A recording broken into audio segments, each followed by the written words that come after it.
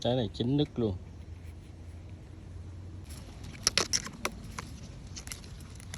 Hai trái.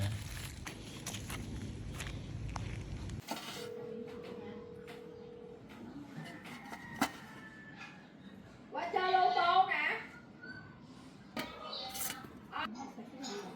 Để kêu buộc. Bao qua đi. Chưa có. Chưa hết rồi, lụt không còn. Gửi đi qua bà nội. Thôi về là mấy ngày.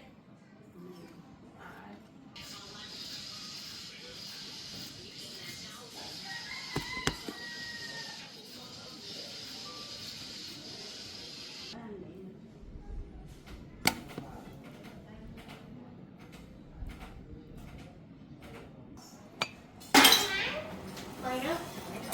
Sao xuống đi. Nó miệng hai cái thang.